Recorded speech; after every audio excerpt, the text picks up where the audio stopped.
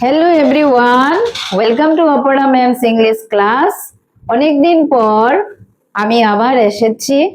কিছুদিন আমার ভিডিওগুলো করা হয়নি, কারণ বিশেষ কিছু কারণ আছে এটার মধ্যে, যেমন আমার শারীরিক কিছু অসুস্থতা এবং একটু বিজনেস ছিল আমার, সেজন্য ভিডিওগুলো করা হয়নি। আজকের পর থেকে ভিডিওগুলো কন্টিনিউ হবে। তো today I come with an exciting topic of English grammar. তো লাস্ট ক্লাসে আমি পার্ট অফ স্পিচের বিভিন্ন কাইন্ডস নিয়ে আলোচনা করেছিলাম এবং এগুলার ক্লাসিফিকেশন গুলো নিয়ে আমি আলোচনা করেছি। আমার লাস্ট ভিডিওটি ছিল অ্যাডভার্ব এন্ড ইটস কাইন্ডস। তো আজকে আমি একটু পার্টস অফ সেন্টেন্স নিয়ে আলোচনা করব। তো পার্টস অফ সেন্টেন্স নিয়ে আলোচনা করতে গেলে আমাকে আগে বুঝতে হবে সেন্টেন্স কি বা হোয়াট ইজ সেন্টেন্স, এটা আমাকে আগে বুঝতে হবে। তো সেন্টেন্সের ডেফিনেশন দিতে গেলে বলতে হয় যে the a group of words that make a complete sense is called a sentence. তাহলে a group of words মানে গ্রুপ অফ ওয়ার্ডস যখন একটা কমপ্লিট সেন্স প্রকাশ করে তখন সেটা সেন্টেন্স হয়ে যায়। এই সেন্টেন্সের দুটো পার্ট থাকে, সাবজেক্ট এবং প্রেডিকেট। তো সাবজেক্ট এবং প্রেডিকেট কি সেটা নিয়ে আমরা আলোচনা করব। যেমন ধরো সাবজেক্ট মানে সেন্টেন্সটাকে আমরা দুটা পার্টে ডিভাইড করব, একটা হচ্ছে সাবজেক্ট আর একটা হচ্ছে প্রেডিকেট পার্ট। তো এখন হোয়াট ইজ সাবজেক্টও হবে আজকে আমার আলোচনার একটা বিষয়। তো হোয়াট ইজ সাবজেক্ট মানে একটা সেন্টেন্সের মধ্যে সাবজেক্ট মানে কি আমরা বুঝি। So subject is the name of place, person or thing, those who does the action বা কাজটা যে করছে সেন্টেন্সের মধ্যে তাকে রেফার করবে, ঠিক আছে, সেটা হবে সাবজেক্ট। আর প্রেডিকেট পার্ট মানে রিসিভার্স বা যে কাজটা করা হচ্ছে সেটাকে রেফার করবে। যেমন ধরো দ্য ডগ barks loudly, ঠিক আছে। এই যে সেন্টেন্সটার মধ্যে doer of the action, who barks loudly, the dog. তো এখানে দ্য ডগটা হবে সাবজেক্ট, ঠিক আছে। আর বার্কস লাউডলি এই যে সাবজেক্টটা কি কাজটা করছে, বার্কস লাউডলি এই যে পার্টটা, সেটাকে আমরা বলি প্রেডিকেট পার্ট। মানে সাবজেক্ট হু বা হোয়াট, ঠিক আছে, মানে কে লাউডলি বার্ক করে, ঠিক আছে। তো আমি এখানে পাচ্ছি গিয়ে দ্য ডগ সাবজেক্ট, বা এখানে বলতে পারি দ্য ম্যান ওয়াক্স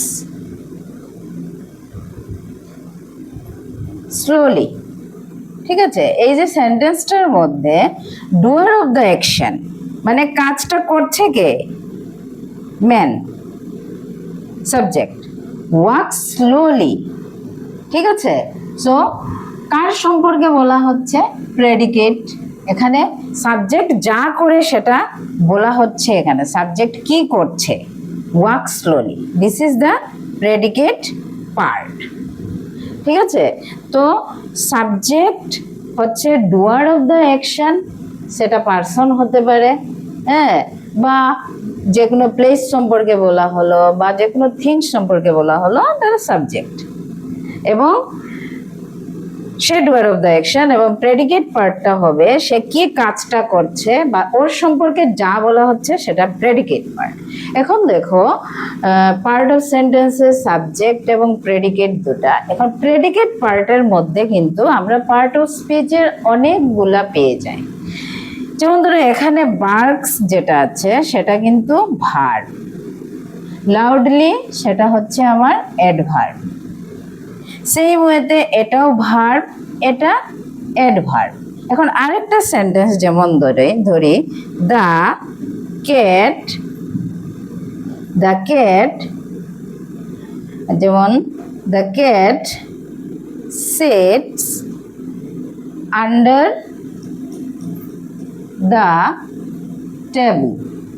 তো তো এই যে প্রেডিকেট পার্ট আর সাবজেক্ট হচ্ছে the cat sits under the table is কি প্রেডিকেট। তো এখানে ক্যাটটা হচ্ছে সাবজেক্ট, এটা পুরোটা হচ্ছে প্রেডিকেট। এখন এই যে প্রেডিকেট যেটা আছে এই প্রেডিকেটের মধ্যে সিটসটা কি হবে ভার্ব। আমরা যেহেতু আগে পার্ট অফ স্পিচ করেছি তাহলে এটাকে আমার কমপ্লিটলি মানে বুঝতে হবে। এখানে ভার্ব, এটা আন্ডারটা কি একটা প্রিপোজিশন আমার, ঠিক আছে, প্রিপোজিশন। তো দিটা কি হবে, এটা হবে আমার আর্টিকেল, ঠিক আছে। আর এই যে টেবল যেটা আছে সেটা হবে আমার নাউন। তো এই যে প্রেডিকেট পার্ট পুরাটা এটা আমার পার্ট অফ স্পিচের বিভিন্ন কাইন্ডগুলো এটার মধ্যে ইনক্লুডেড থাকে, ঠিক আছে। সাবজেক্ট, ডুয়ার অফ দ্য অ্যাকশন, ঠিক আছে, এটা থাকবে এখানে। অনেক সময় এটার মধ্যে আর্টিকেল গুলাও থেকে যায়, যেমন এ ক্যাট বা দা ক্যাট এরকম থাকতে পারে। তো প্রেডিকেট পার্টের মধ্যে পার্ট অফ স্পিচের বিভিন্ন কাইন্ডগুলো এডেড থাকবে।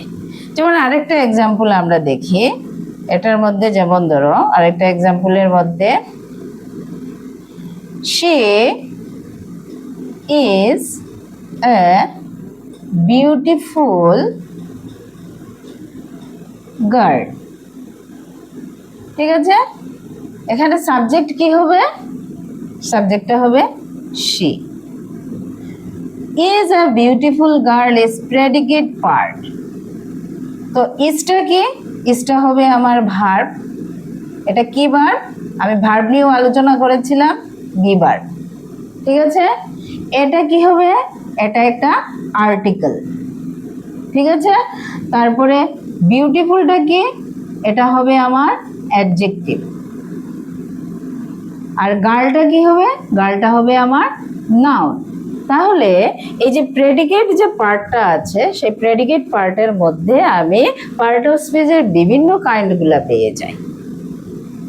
তো এগুলো নিয়ে একটু তোমরা প্র্যাকটিস করবে। আমি একটু হোমওয়ার্ক দিয়ে দিই, এগুলা হোমওয়ার্কগুলো কমেন্ট বক্সে গিয়ে কমেন্ট করবে। যেমন ধরো আমি এখানে বলছি Ram place cricket,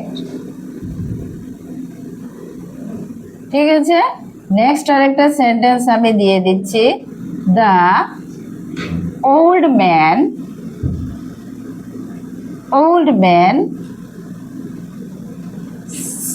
slept on the bed, ঠিক আছে। এই যে দুইটা সেন্টেন্সের মধ্যে সাবজেক্ট কোনটা প্রেডিকেট কোনটা সেটাকে তোমরা পার্ট করে দেখাও। তারপরে কোন কোনগুলা পার্ট অফ স্পিচের কোন পার্টে পড়ে, ক্যাটাগরিতে পড়ে, সেটাকে একটু আইডেন্টিফাই করে দেখিয়ে দেবে। সো এগুলো নিয়ে প্র্যাকটিস করো। That is all for today. We will see in the next class again. Thank you all.